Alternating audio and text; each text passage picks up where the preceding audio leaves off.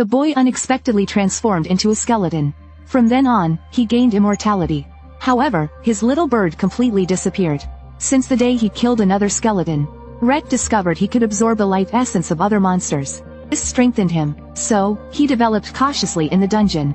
Finally, after devouring 99 monsters, Rhett evolved to the second stage, a ghoul. Although this form was incredibly ugly, at least he grew muscles again. Based on this evolutionary pattern, Rhett believed it was possible to grow his missing parts back. After evolving into a ghoul, his muscles and magical power greatly increased. Even better, he could now infuse weapons with magic. He could enchant them.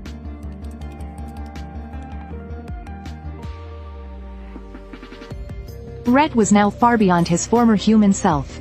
But one day, a blonde girl suddenly appeared in the dungeon. She struggled a lot just to defeat one monster. Rhett guessed she was a novice. He wanted to say hello to her, but on second thought, his current appearance might scare her.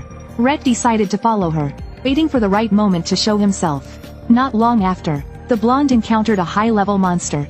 Her swordsmanship was decent, but she was clearly lacking in strength. The monster grabbed her sword with ease. She was about to be crushed. Rhett let out a cry to draw the monster's attention.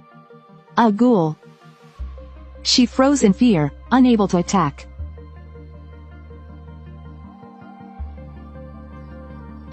You're okay? That's a relief.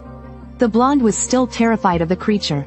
Rhett dropped his weapon on the ground, showing he meant no harm.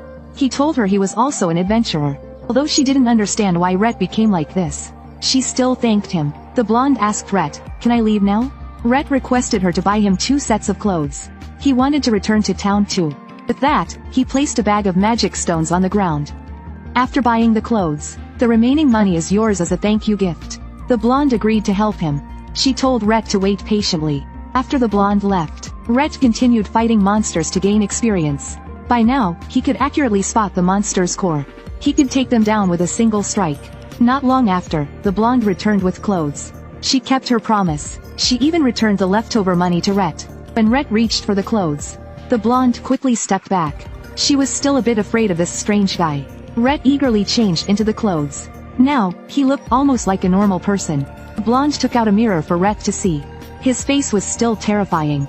Fortunately, she had prepared a mask in advance. When Rhett picked up the mask and tried it on, it automatically attached itself to his face. No matter how hard he tried, he couldn't take it off. The blonde quickly apologized to him. She had bought the mask from a street vendor. At the time, it seemed to suit Rhett perfectly. She had even checked to make sure it carried no cursed aura.